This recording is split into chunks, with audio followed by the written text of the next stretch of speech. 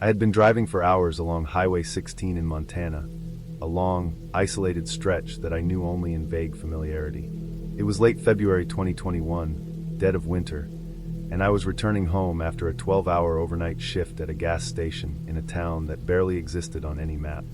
The night was clear when I started, and the roads were empty. By the time I had gone 30 miles out of the nearest service area, clouds rolled in, heavy and low, and the temperature plummeted sharply. I thought I had time to get home before any real storm hit, but the first flakes started small and scattered, and then the wind shifted suddenly, slamming the truck with icy gusts. Visibility dropped faster than I expected, and the white of the snow began to merge with the black asphalt, hiding road edges completely. I was trying to keep the truck steady, but the slick surface made control difficult. One curve caught me off guard. The tires skidded, the back end of the truck fishtailed, and in a heartbeat I had slid off the narrow shoulder. I ended up lodged in a shallow ditch. The engine was still running, but the tires just spun uselessly against the frozen snow. I tried calling for help. Nothing. No bars, no signal, just the steady static of no reception. I sat there for a long time, the truck idling, the heater struggling to push warmth into the cab. I considered staying put until morning, but the storm intensified, and I could already feel the cold seeping through the blankets I had thrown over the seats. I grabbed my pack from the back and decided to hike uphill, thinking I might reach a road or a building. The snow was deep, thickening with every step, and the wind drove straight into my face, cutting through layers of clothes. My boots sank with a heavy squelch in the powder, and I had to stop multiple times to catch my breath, my fingers going numb even inside gloves. After nearly an hour, I stumbled over a ridge and caught sight of a dark rectangle half buried in snow. At first, I thought it might be another vehicle, abandoned like mine, but as I got closer I realized it was a hunting shack, small, simple, and almost invisible against the forest backdrop. Its roof was weighed down by snow, and the windows were frosted over so that no light escaped. There was no path leading to it that I could see. The storm had erased any tracks, and the surrounding forest was a uniform blur of white and black shapes. I reached the shack and pushed the door. It was unlocked. The smell hit me immediately, damp wood, old game, and smoke that had long since gone cold. It was the kind of smell that clung to clothes and hair, musty but not unpleasant, strangely grounding. Inside, the shack was small, maybe just 12 feet by 12. The walls were lined with shelves holding tin cans, a few jars, some tools, and old hunting equipment that looked like it hadn't been used in years. In one corner was a cot with a thin, lumpy mattress and a worn blanket. A small wood stove sat against another wall, its pipe crooked through the roof. I didn't bother trying to light it. The wood was wet, probably frozen solid, and I wasn't sure if I could start a fire without attracting smoke that might drift into the storm and mark me for something else entirely. I stripped off my wet gloves and jacket and curled into the corner of the cot, using my backpack as a pillow. The storm outside was relentless. Snow pounded the roof in irregular drifts, and the wind rattled the boards, whispering through cracks. I could feel the cold radiating through the floorboards, but it was bearable. Eventually, exhaustion took over, and I slept fitfully, the storm gnawing at the edges of consciousness. I woke sometime later to a sound that made me stiffen immediately. Something was scratching at the door. Low, deliberate, wet-sounding scratches, as if claws, or a hand caked with ice and mud, were dragging across the wood. My stomach dropped. I froze. I didn't breathe for a moment, trying to convince myself it was the wind or a branch pressing against the door. But there was a tone to it, a pattern, a weight. Then came a low growl, guttural and wet, and my body went rigid. Every instinct told me not to move, not to make a sound. I could hear the wind outside, but it was different now, layered with something else, something alive and large. I huddled against the wall, every nerve screaming. The scratching continued intermittently. Sometimes a pause, long enough that I thought it had gone, then back again, deliberate and patient. I couldn't tell how long I stayed there, counting seconds that felt like hours. My mind ran through scenarios I didn't want to think about. Eventually, the sound stopped. Complete silence, except for the storm. I waited another long stretch, barely moving, and finally dared to exhale slowly, careful not to make any noise. Morning came gray and heavy. The wind had dropped, and the storm left a thick layer of snow over the forest and the road below. I stepped outside, my boots crunching in the cold powder.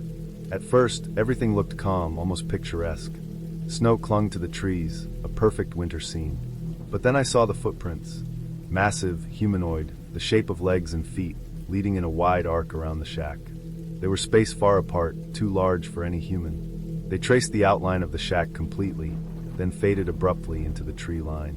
There were no signs of where they went beyond the forest, no tracks crossing roads or marking the snow beyond the tree line, just empty, frozen white. I didn't linger. I gathered my things, careful to keep my pack on my back, and started walking back downhill, following the faint outline of the road I hoped still existed beneath the snow.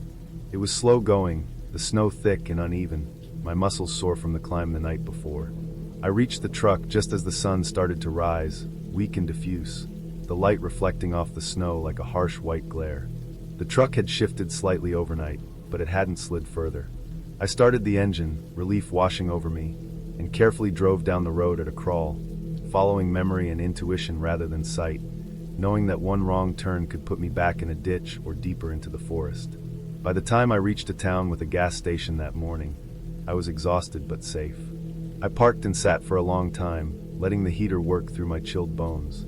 I looked back at the direction of the forested hills, the road I had emerged from, and I knew something had been out there, something big, patient, and powerful enough to follow a structure in a blizzard and leave its mark on the world without a sound once it was done. I never went back to Highway 16 alone, and I never forgot the footprints circling that tiny shack.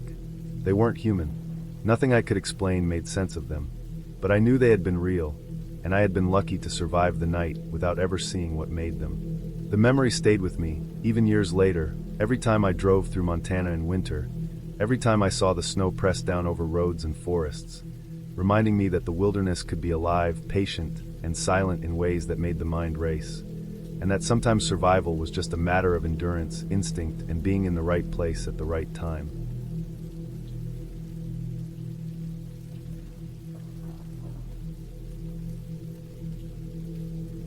I was driving through Wyoming in February, a detour from my original route because the weather report had warned of a heavy snowstorm further east.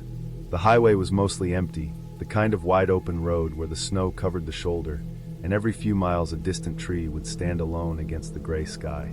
I had been on the road for hours, the heater in the car struggling to keep the windows from fogging over, and my hands had gone numb despite my gloves.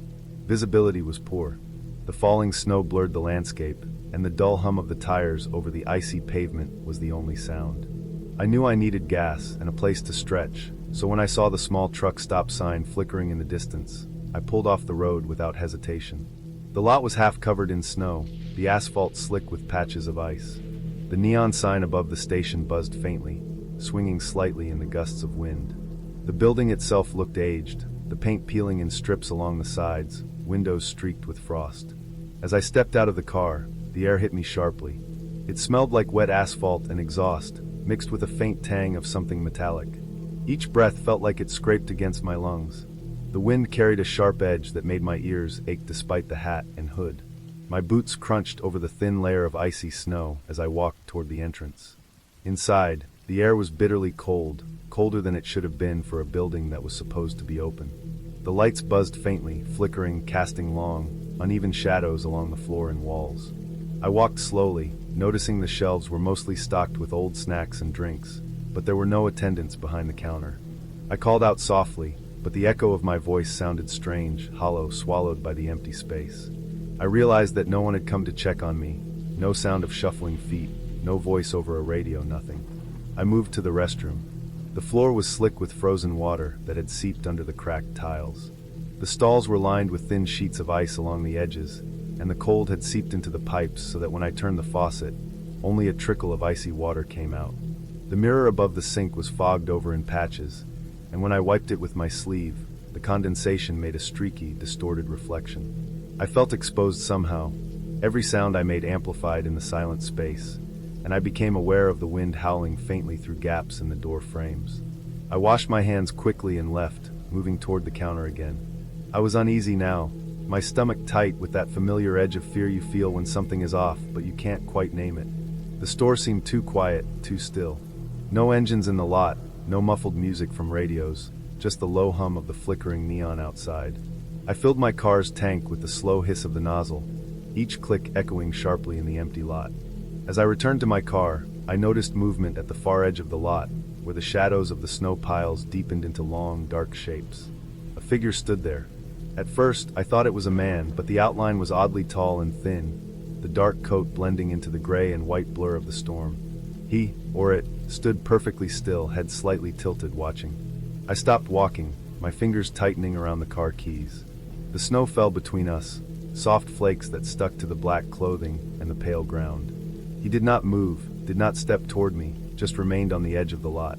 My instinct told me to get in the car, but my body froze for a moment, trying to comprehend the stillness of the figure, the way it seemed to absorb the flickering neon light. I finally forced myself to the car. The door shut with a harsh click, and I locked it, fumbling for the keys to start the engine. The car felt smaller suddenly, as if the space around me had tightened. I glanced once more at the lot, and the figure had not moved. I realized then that the whole time I had been inside, someone had been outside, just waiting. The thought made my stomach lurch. I turned the key and the engine roared to life, shaking off some of the tension, and I eased the car backward, tires crunching on the icy patches. I watched in the rearview mirror as the figure remained at the edge of the lot, until a snowdrift and the falling flakes obscured him from view. The drive back onto the highway was tense. I kept glancing at the side mirrors, expecting to see movement in the snow, expecting to see the figure following. The storm had picked up, snow blowing sideways, and the windshield wipers struggled against the flakes. My hands gripped the wheel tightly, knuckles white, as the road stretched ahead, endless and gray. The GPS, which had worked fine before, began to glitch. The signal wavered, dots jumping across the screen, recalculating endlessly.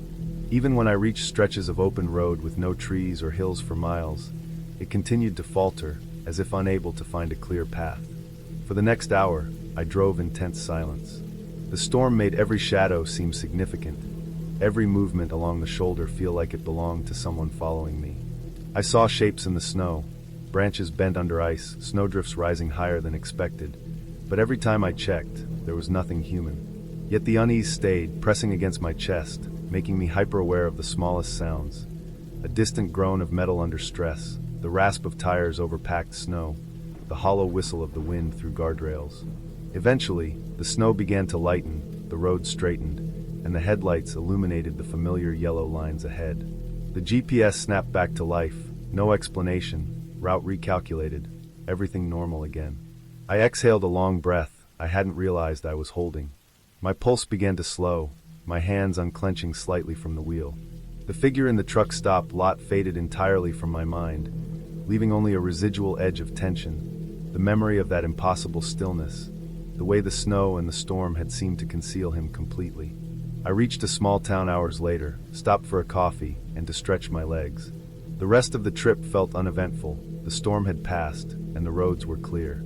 Still, whenever I thought back to that night, to the truck stop, the image of the tall, thin figure remained vivid. It had been real in the most unsettling way. There was nothing supernatural about it, just a person standing in the shadows, and yet that simplicity made it worse. I had driven alone through Wyoming countless times, but nothing had ever felt quite like that. The stark emptiness of the lot, the cold seeping through every crack, and the sense of being observed without warning. That night stayed with me for years, a reminder of how quickly a familiar, routine place could become disorienting, threatening, and utterly isolating. The storm, the freezing air, the empty store, the figure, everything aligned to create a sense of danger without explanation, leaving only the clear, lingering memory that I had been watched, and that sometimes the simplest encounter could unsettle you more than anything imagined. I never stopped for another truck stop in Wyoming at night.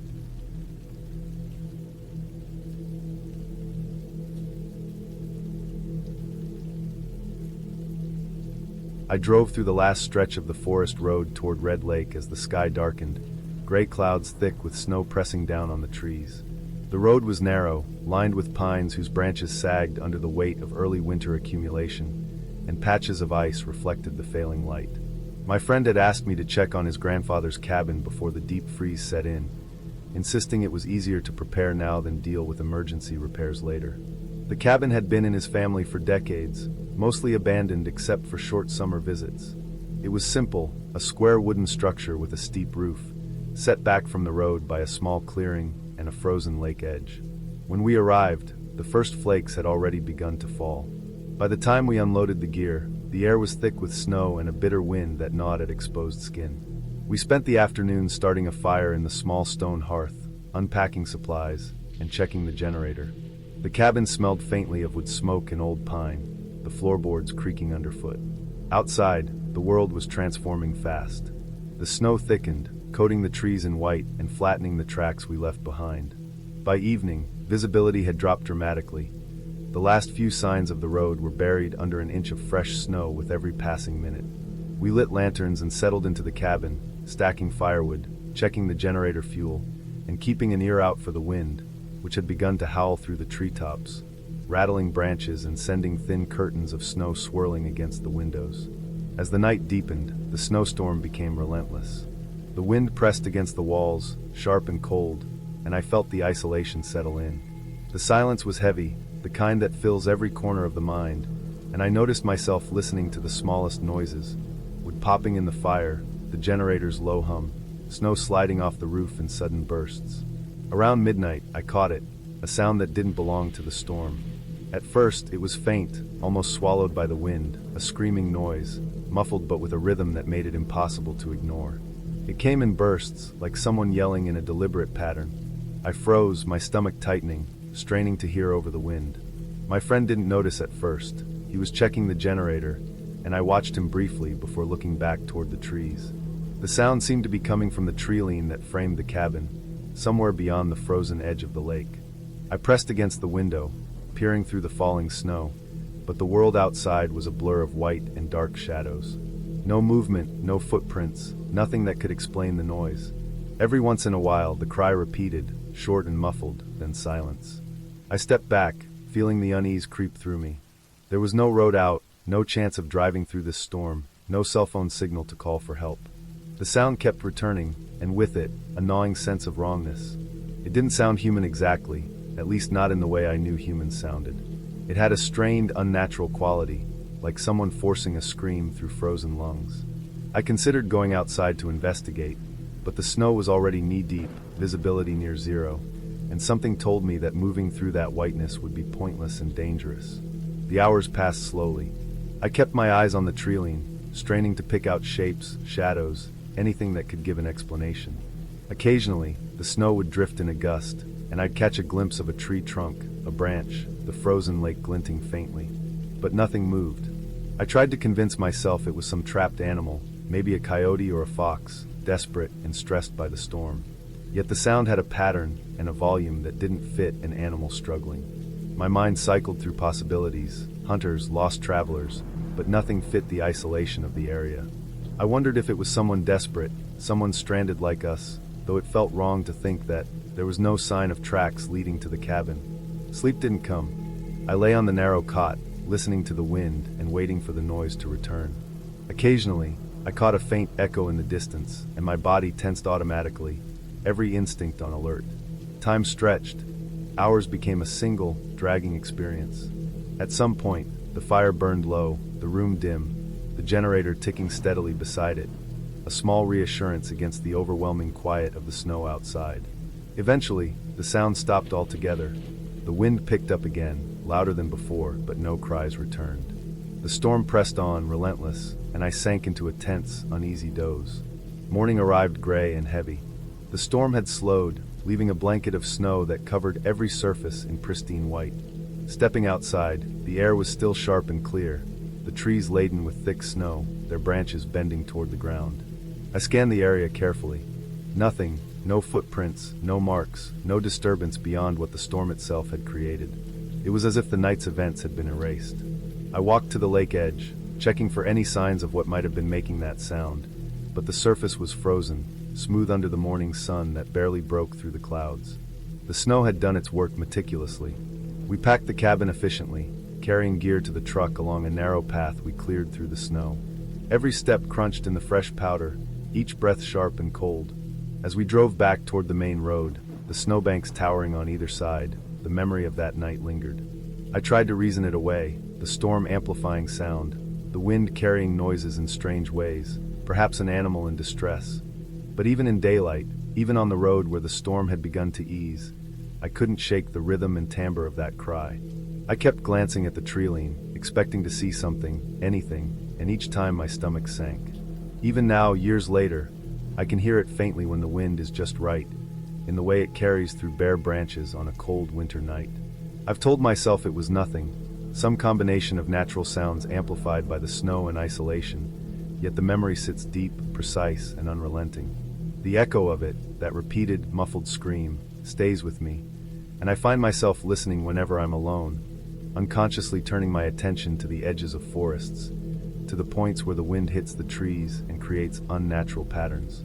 That night at Red Lake was over, simple in its conclusion, yet the sensation of hearing something that shouldn't have been there and not being able to explain it is something I carry with me. It was a winter storm, an isolated cabin, and the quiet that followed. Yet even in complete safety and clarity, I know the world holds moments where the familiar becomes strange, and all one can do is leave and remember.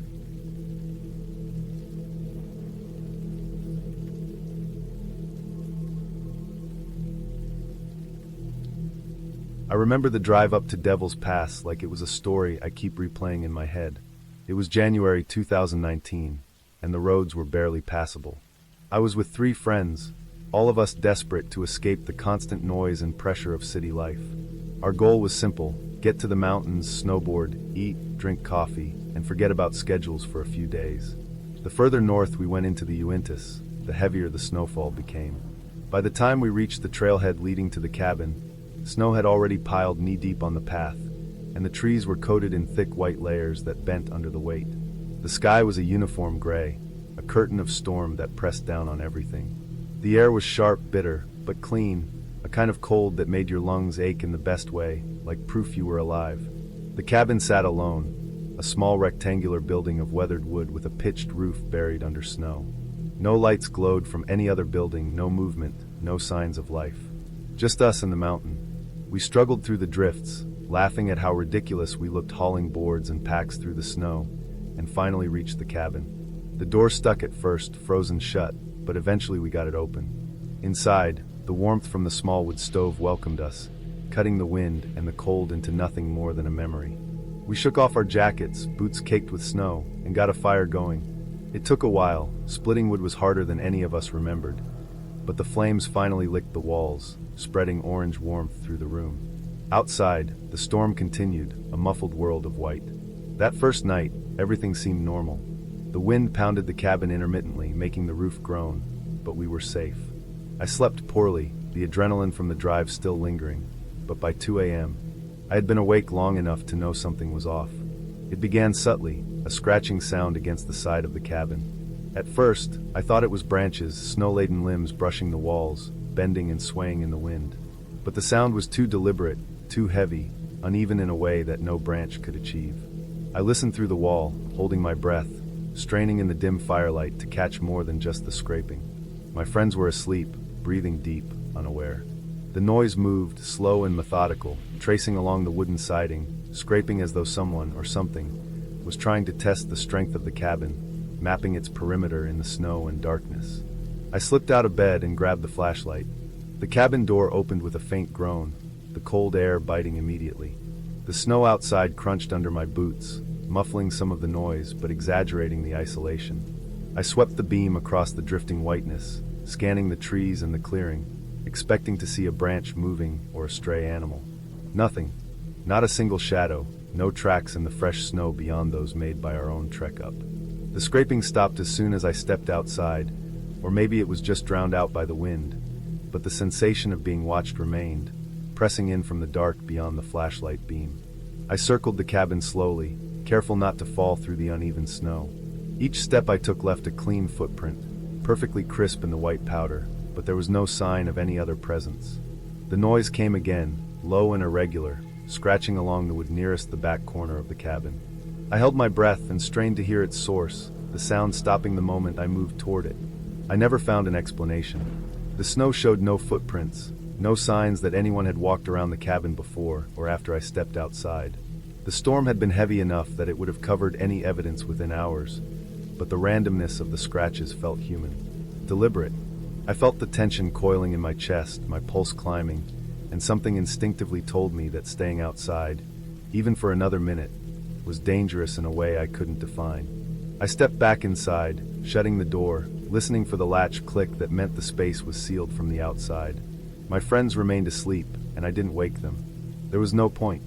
I sank back onto the couch near the fire, listening. I couldn't sleep again that night. I stayed awake until morning, pacing the cabin, checking windows, shining the flashlight into the white blur of the storm. The sound never returned with the same intensity, but the unease stayed. The next day, snowboarding felt mechanical, as if my body was present, but my mind remained caught in the events of the night.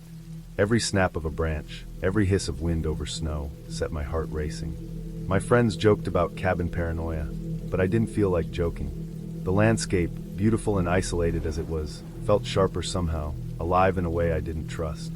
Each time we returned to the cabin, the silence inside pressed on me, the walls seeming to echo faint scratches that weren't there. By the second night, the storm had abated slightly, leaving drifts piled waist-high in some areas. I couldn't shake the memory of the first night, the sensation of eyes on me, the uneven rhythm of whatever had been tracing the cabin. I sat awake again, listening, watching the edges of the window, noting how the snow would drift silently down without making a sound, how the shadows in the corner seemed too dark to belong to anything natural. I didn't sleep. I didn't need to. The tension in my chest was enough to keep me awake, curled in a blanket, coffee cooling beside me, fingers clenched around a mug as I watched the world outside turn gray and still. On the third day, the storm cleared entirely. The sun cut through the clouds, bright and harsh on the snow. The world outside was crystal and white, sparkling, and the mountains stretched high and endless in all directions. The cabin, when seen in the light, appeared simple and harmless, just wood and glass and the soft curling smoke from the chimney. Yet I knew better. I knew what I had felt in the dark. I packed my gear with precision, careful to avoid looking at the corners of the cabin, avoiding imagining movement where there was none. My friends were laughing and joking, oblivious, dragging boards through the melting snow. I left the cabin last, glancing back over my shoulder, the structure quiet and still, harmless in appearance but unforgettable in memory. We drove down the mountain slowly, chains on tires crunching the icy gravel, the cabin disappearing behind the last rise. I didn't speak much. I didn't need to. The sense of being watched, of deliberate attention in the darkness, lingered, and I knew that it would never leave entirely. I still think of that night, of the uneven scratching, of stepping into the cold and feeling invisible eyes on me. The cabin wasn't haunted. There were no spirits, no monsters. Whatever it was human, calculated, real, and impossibly close. I never returned. I told no one the details beyond the briefest stories, and even those I told lightly, leaving out the part about circling shadows or the rhythm that followed me across the walls. Sometimes, late at night, in the quiet of my apartment far from snow and mountains, I hear a memory of that sound. Not a dream, not imagined. A scraping, irregular and deliberate, moving along wood. I know it will never leave me, that the cabin at Devil's Pass remains in my mind, alive with the sound of something watching and testing, circling and patient, and I will never sleep in such silence again.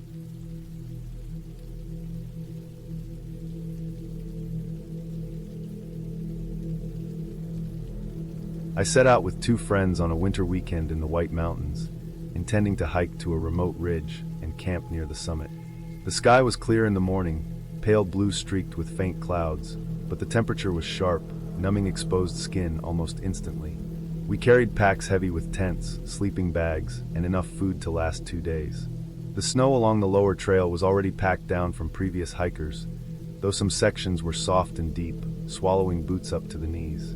The forest was quiet in the early hours, the kind of quiet that made you notice every creak of a branch, every small snap underfoot. Light filtered through the trees in soft beams, glinting off the powder that clung to every limb. It was beautiful, almost mesmerizing, and we paused several times just to watch snowflakes catch the light and float to the ground. As the morning gave way to early afternoon, the snow became heavier, more uneven, and progress slowed. Each step required effort, digging boots in and lifting them out with a wet scrape of ice against leather. We could hear the wind faintly through the upper canopy, whispering and rustling, but mostly it was the sound of our own breathing, ragged and loud, that filled the woods. We drank sparingly, aware that dehydration in the cold comes on faster than you expect. The trail markers were buried under fresh snow, and though we had maps, it was harder than we imagined to keep track of our path. Eventually, the forest thinned slightly, opening to a slope where the snow was undisturbed except for our own prints. The silence there was different, heavier somehow, like the snow itself absorbed sound. By mid-afternoon, we realized we had misjudged the trail. The slope we had been following curved unexpectedly, leading us into a thicker patch of trees, and the sun had already dipped lower behind distant peaks. The light shifted quickly in the mountains at that time of year, and shadows stretched long and cold across the snow. The air grew sharper, each inhale burning the throat, and I could feel my fingers stiffening despite gloves. That was when I noticed the first faint crunch behind us. At first, I thought it was another hiker somewhere far off, but as I focused, it became distinct, footsteps in the snow. They were soft, almost careful, but unmistakable. I glanced over my shoulder and saw nothing but the trees. The tracks, if they belonged to anyone at all, were not close enough to identify, but the rhythm was unsettling. Step, step, pause, step. Step, step, pause.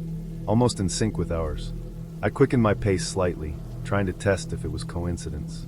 The sound quickened too. When we stopped, it stopped. When we moved again, it followed exactly. At first, I told myself it was probably another hiker, lost like us, but no voice, no movement, nothing ever appeared beyond the branches. It was always just out of sight, and the thought started gnawing at me. The forest, which had been a place of beauty, now felt tight and oppressive. The snow muffled almost everything except the crunch, and it carried in a way that made the surrounding trees seem closer than they were. The wind picked up slightly, low and constant, shifting through the taller pines, and the light was fading faster than we expected. The sky darkened in streaks of gray and pale orange. We moved more quickly, careful not to slip, but the snow underfoot had begun to form crusty layers over soft patches. One misstep would send a leg plunging deep into powder, slowing progress and threatening the warmth we needed. Our packs were heavier than they should have been by now, wet with snow and ice forming along the seams, and the effort left us sweating under layers. Each breath came out in visible puffs, hanging briefly before dispersing. I tried to convince myself we would emerge from this section soon, but the trail became less distinct, more a suggestion of a path than a defined route. We crossed a small creek where the water beneath ice sloshed faintly.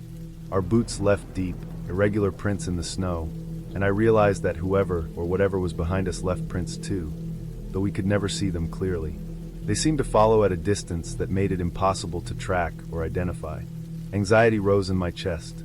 The rational side of me said it was probably someone else lost, or maybe an animal moving through the trees, but everything about the timing and rhythm of the steps felt deliberate. Eventually, we reached the edge of a ridge. The drop-off was steep, snow-packed and treacherous, but we could see farther now. And there, in the fresh snow beside the path we had been following, were massive footprints. They were elongated, deep, and unlike anything we had seen. They weren't human, that much was clear. They had a shape vaguely familiar, like a large boot, but far larger, and the depth of each impression suggested weight far beyond any person. We froze, boots planted in the snow, staring down the ridge at the strange marks. The sun was nearly gone, casting long shadows that made the prints look even more distorted, their edges blurred and unsettling. We didn't speak. There was nothing to say. Our pace became a desperate, silent shuffle, moving down the slope as carefully as possible, snow crunching underfoot in a rhythm we hoped would not be mirrored. I dared to look back once, expecting to see prints continuing behind us, but the trail was gone. No footprints, no disturbance, only smooth, untouched snow stretching up the ridge as if nothing had been there. The sense of unease deepened. What we had seen had vanished in the span of a few minutes. The forest felt larger, the shadows darker, the cold sharper. We kept moving downhill, following a vague trail that led eventually to a flatter section. The sun had set completely, leaving only the pale blue of twilight to guide us. Our heads ached, muscles burned, and the weight of our packs pressed harder with each step. Every creak of a branch above, every sudden whistle of the wind through a hollow tree made us flinch. The forest seemed alive with sound, yet utterly empty. Our breaths were rapid, fogging in the freezing air, and our steps were careful, almost mechanical. We descended steadily, trying to maintain a line we could follow until the trail widened into something recognizable. By the time we reached a lower slope, the snow had softened slightly, footprints from previous hikers marking the path. The sense of urgency faded, replaced by relief that the unknown was behind us, at least for now. We didn't speak about what we had seen or heard, each lost in our own thoughts. The forest had returned to a familiar rhythm, the occasional snap of ice underfoot and distant bird call punctuating the quiet. When we finally found a cleared area where we could set up our tents safely, The sky was dark, stars appearing in pockets of clear sky. We worked quickly, anxious to get inside our shelter, to thaw and eat. I never hiked that trail again. The images of those prints, the sound of footsteps matching ours, lingered in my mind far longer than the cold or the effort. The forest, which had been a place of beauty and escape, now held a permanent weight in my memory. Every winter, when snow falls deep and silent, I remember that hike, the ridge, the prints, the sound that was always just behind me, and I feel the same unease I did that evening, alone with the trees and the unknown.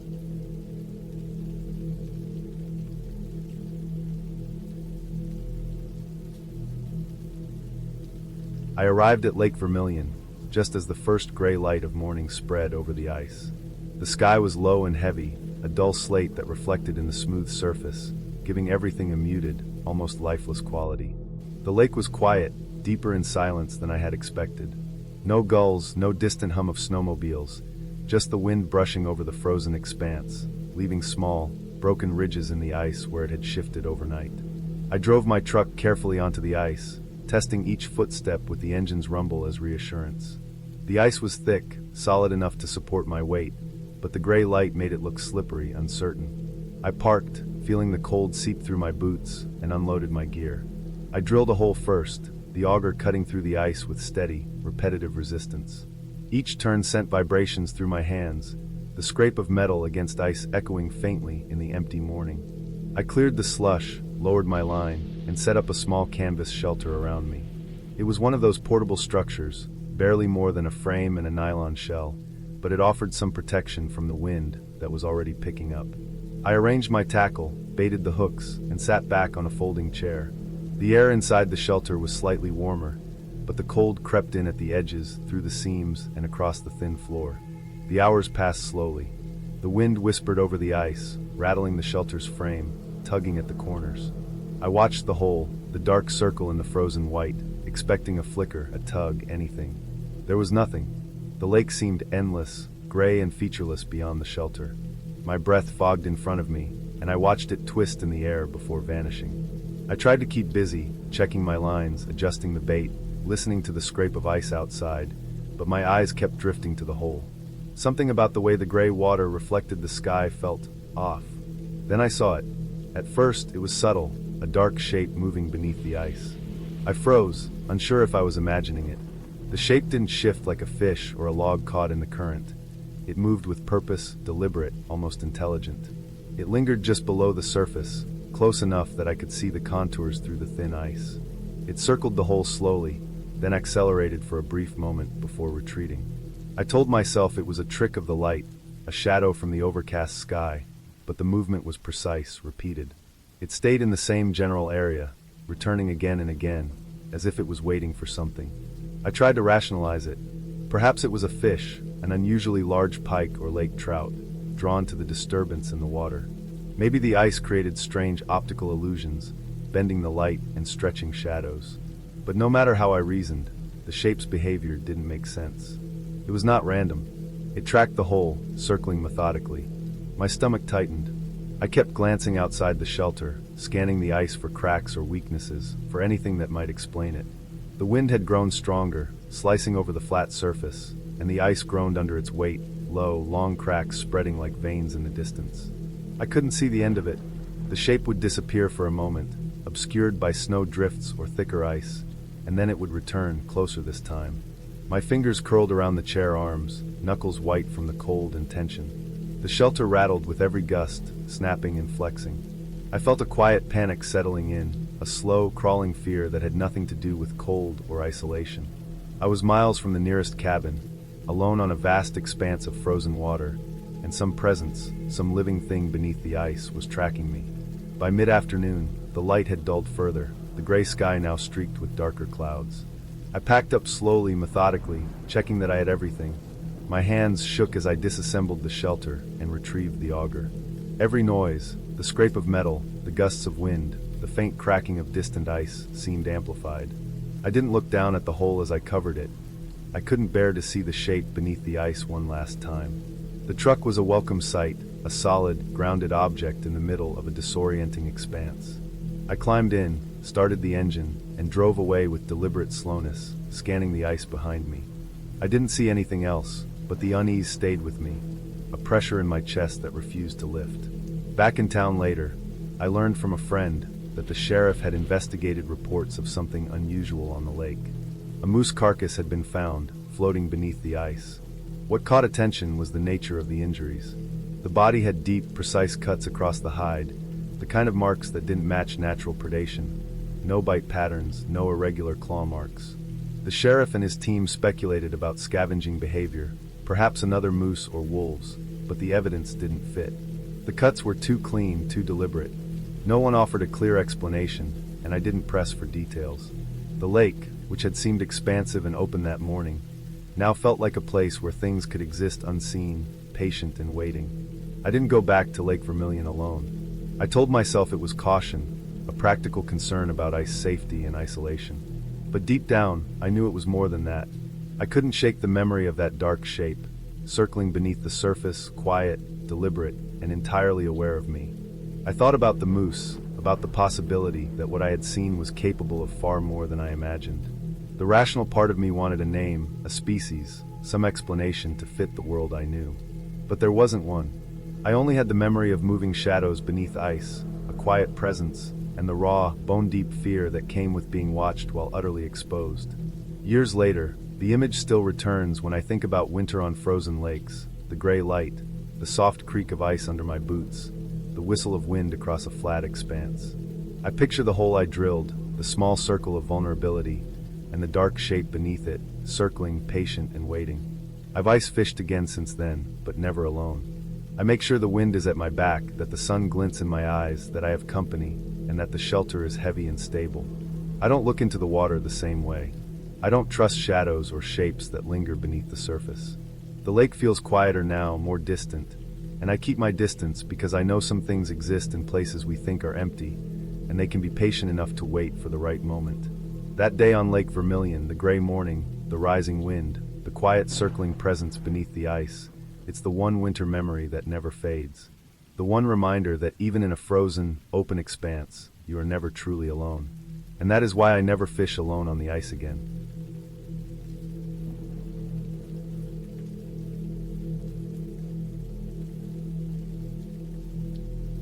I was working the night shift at the small ski resort in Colorado, a place that felt abandoned most of the year, and even more so in March, after the last of the tourists had left. The mountain was quiet, the only sounds the scrape of my shovel against the frozen snow and the occasional whistle of wind through the empty chairlifts. I had a routine, a slow rhythm that I followed, clearing paths around the lodge and making sure the equipment at the base was secure. It was peaceful in a way, but the kind of peace that carried a weight, like the air itself was holding its breath. The night had been unusually still. The stars were sharp in the sky, tiny white points against a black that felt deeper than it should have been. The moon hung low, casting long, pale shadows across the slopes. I had finished clearing the main lodge area and was walking toward the chairlift to check the machinery when I noticed a faint movement.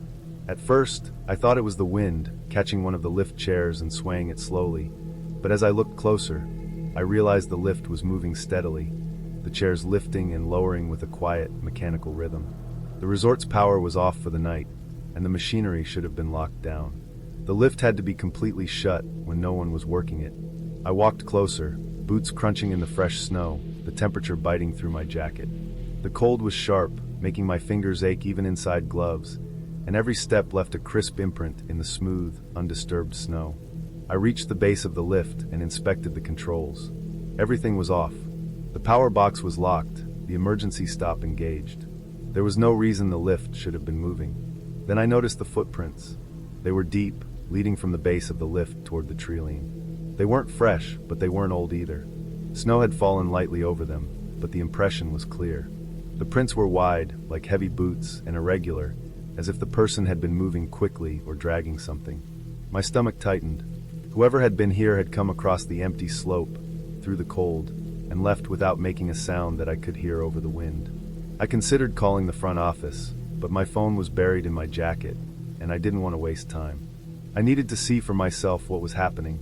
I started following the footprints toward the trees, my boots sinking into the soft snow at the edges of the trail.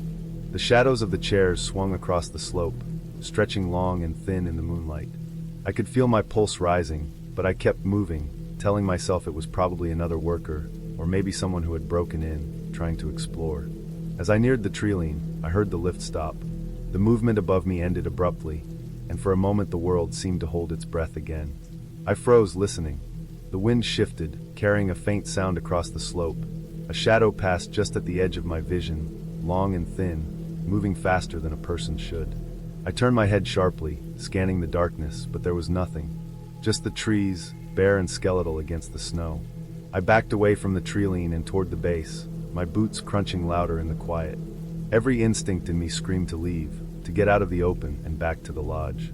The lift chair above creaked, as if responding to some invisible weight, then swung gently again in the wind. The footprints were gone now, swallowed by the shadows and drifting snow. I felt exposed, vulnerable, though there was no one there that I could see. I left quickly, moving toward the parking area and the small staff cabin, where I kept the keys and the radio. The air was biting, and each breath came out in sharp, white puffs. My mind raced, trying to make sense of what I had seen. Equipment malfunction didn't explain moving footprints or shadows darting across the slope. Whoever had been on the lift had left no sign of their exit, no footprints returning to the main road, nothing. It didn't make sense, but I didn't stop to think. I just kept moving, adrenaline pushing me faster than the cold could slow me down. Back in the cabin, I locked the door and sat against the wall, trying to steady my breathing. I ran through every possibility: intruder, some prank by other staff, a hiker who had wandered too close, but none fit what I had seen. The lift had moved on its own, and there had been no one to control it. My thoughts circled and tangled in the silence, and the more I tried to rationalize it, the less sense it made. In the morning, I reported the incident to the resort management. They called it a mechanical glitch. A cable issue, they said, something that caused the lift to move without power. The footprints, the shadow, none of that made it into the report. I didn't argue. I didn't tell anyone the full story, because who would believe it? I was alone, it was dark, it could have been a trick of the mind. But I knew what I had seen. I returned to work the following night with a new unease settling over me. The slopes were empty, the snow untouched, and the lift sat dormant as it should. I kept my distance, checking the controls twice, triple-checking the locks. The wind blew through the chairs, cold and indifferent, but there was nothing else. No movement, no footprints, no shadows. I never saw it again, but I couldn't shake the feeling that the lift wasn't entirely empty that night. I imagined it swinging slowly, silently, carrying someone, or something, through the frozen darkness. It was a small resort, far from the main roads, and the nights were long and quiet. That night stayed with me because it reminded me that even in the most controlled, familiar places, the world could still surprise you. The resort later replaced the lift control system, ran full inspections, and no one ever reported anything unusual. The power boxes were reinforced, cameras installed, and staff warned to remain vigilant. I left that job a few weeks later, and I never went back to that mountain. But every winter, when I see a chairlift swinging in the cold wind or an empty slope stretching under a pale moon, I remember the last ski lift. I remember the footprints leading into the dark, the sudden halt of the chairs, and the shadow that crossed the snow. It wasn't supernatural, it wasn't a ghost, but it was real. And for a few minutes that night, I was the only one to witness it.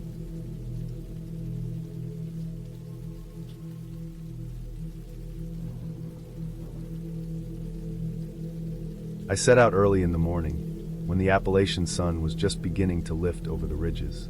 The air was sharp and cold, the kind of cold that makes your lungs tighten and your fingers ache even through gloves.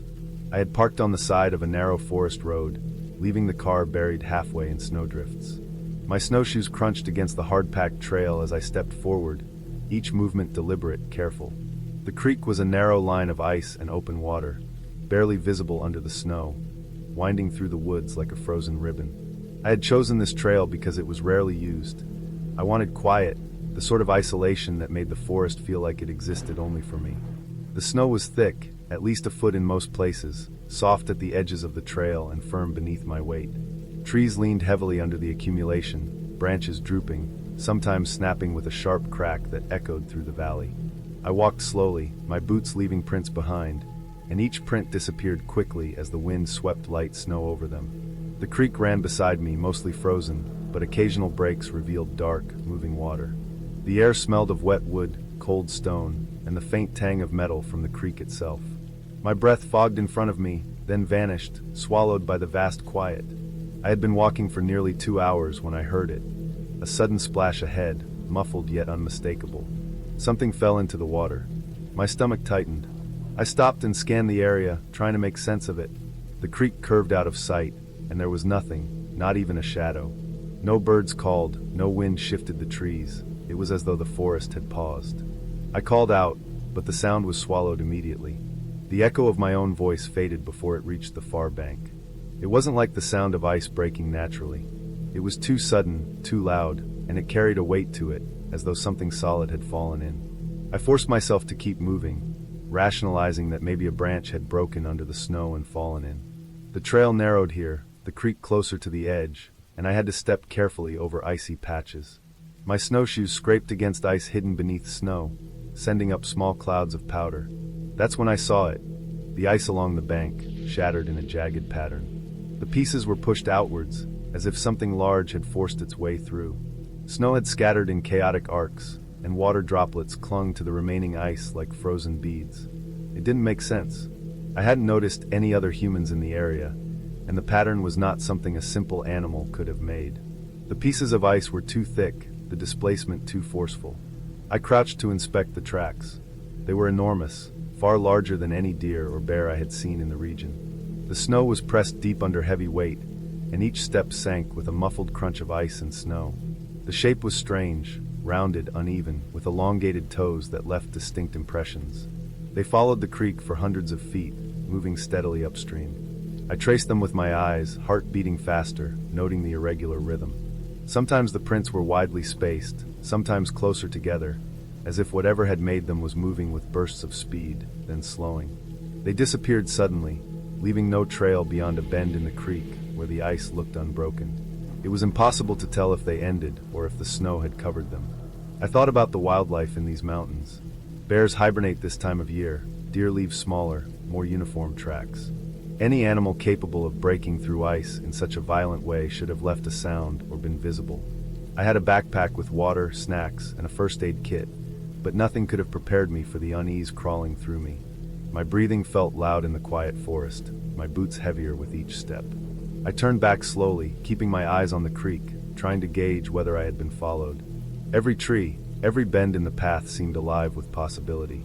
The forest felt denser, darker, the shadows stretching long in the low winter sun. I moved faster now, the snow underfoot powdery in places, crusted and slick in others. The creek twisted in loops, and I felt the cold intensify as the wind funneled down the valley.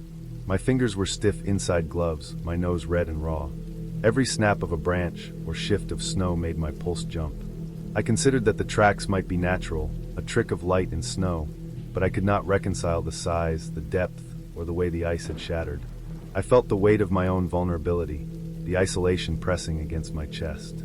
The sun was dipping toward the horizon, and shadows grew longer, folding over the creek like heavy blankets. I paused at a wider section of the trail to catch my breath. Snow had fallen from a nearby branch, dusting my hood and shoulders.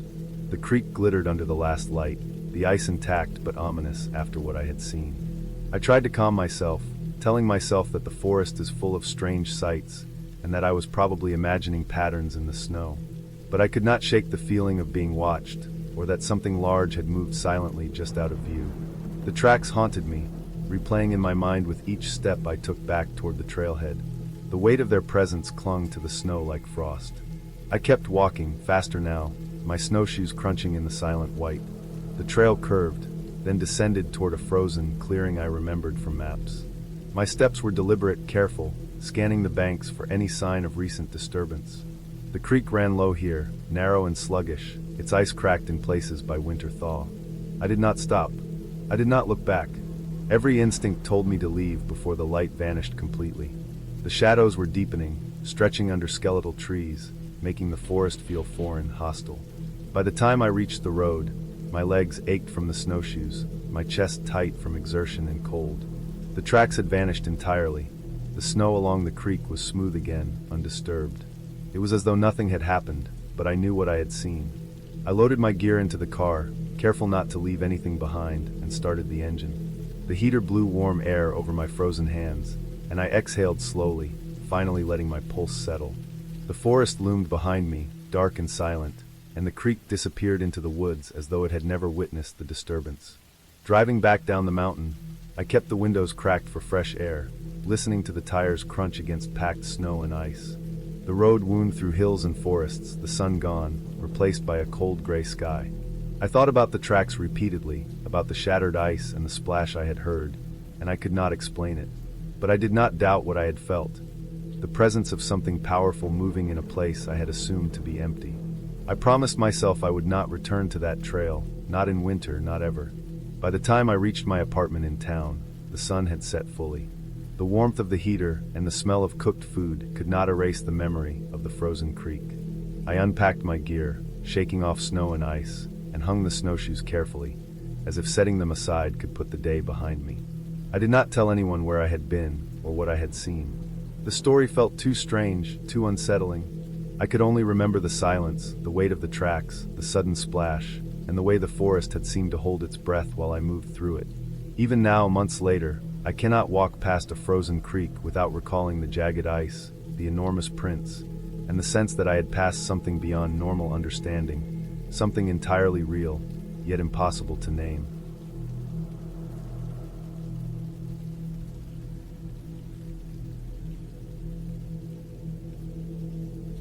I had been driving all morning through a thick, grinding ice storm that turned every country road around Idaho Falls into a sheet of glass. The sky was heavy and low, the kind of gray that makes the world feel smaller and colder. My truck creaked and shuddered as I forced it over the slick roads, the tires sliding slightly at every turn, reminding me that the weather wasn't something to argue with. Delivering packages in conditions like this was routine for me, but that day, routine felt fragile, like it could snap at any moment. I had left before sunrise and was running behind because of the storm. Every stop required careful maneuvering, scraping the ice from my mirrors and windshield, watching the white haze obscure my path. I reached a small overpass along a country road I'd taken dozens of times. Normally, it wasn't anything to think about, just a short rise over a creek that ran underneath. That morning, though, the surface of the overpass had frozen completely. I didn't realize how bad it was until my tires lost traction as I crested the top. The truck slid sideways for a moment, and I barely caught it before hitting the guardrail. I took a deep breath, my hands gripping the wheel tighter than usual. The truck finally came to a stop a few feet from the edge, rocking slightly from the uneven ice. I could see the road behind me stretching into a gray blur, nothing moving but the occasional swirl of wind-driven snow. I leaned back and tried to calm myself. My breath fogged up the inside of the windshield, and I wiped it with the sleeve of my jacket, my fingers stiff and numb despite the heater blasting at full power. That's when I noticed another vehicle further down the overpass, tilted into the ditch. It was a small sedan, nose buried in snow, wheels spinning uselessly. The door was closed, no movement inside or around it. The emptiness of it made my chest tighten. My first thought was that someone had tried to cross before me and slid off, maybe waiting for help somewhere. But there was no sign of a person anywhere. I stepped out carefully, boots crunching on the thin layer of ice on the shoulder. The wind cut through my layers immediately, and I felt my face sting, fingers aching despite the gloves. The air around me was unusually still, like the storm had paused in this one stretch. No wind, no snow, just a flat quiet that made my ears ring. I moved closer to the car in the ditch, scanning for signs of anyone nearby. Nothing. The cold pressed in around me, sharper now, heavier. The creek under the overpass groaned and rattled against the ice, but that was the only sound. Then, out of the corner of my eye, something moved. A tall figure, hunched slightly, crossed the frozen surface of the road in a blur. It wasn't walking the way a person does. It seemed to fly over the ice, moving impossibly fast. I couldn't make out features, just the impression of a human form, unnaturally elongated. I froze, breath catching in my throat. For a moment, the world seemed to hold its breath with me. Then the figure disappeared around the curve, vanishing into the whiteness of the storm. My legs went rigid with panic, and I stumbled backward toward my truck, boots sliding on the ice. My hands shook as I reached the door and yanked it closed, locking it immediately. I sat there for several minutes, heart pounding, staring out through the windshield. The gray snow fell steadily, blanketing everything, but the road looked different. Something had marked it. I got out briefly, carefully, to check the surface beside the truck. Long, deep claw-like scratches were etched into the ice, stretching several feet in jagged lines. They were too straight, too deliberate to be random tire marks, and too large to have been made by an animal I recognized. My mind raced, trying to make sense of what I'd just seen. A person couldn't move like that on ice. I didn't know what it was, but I didn't want to stay anywhere near it. The scratches ended abruptly, vanishing under a thin layer of snow that hadn't fallen before. I climbed back into the truck, shivering violently despite the heater. I tried to call for help, but my phone had no signal, as usual on that stretch of road. I sat there, engine running, listening. The silence outside was heavy, pressing against the metal walls of the truck. Every small creak or groan from the ice beneath the overpass sounded enormous, like the world was stretching and cracking around me. Time crawled.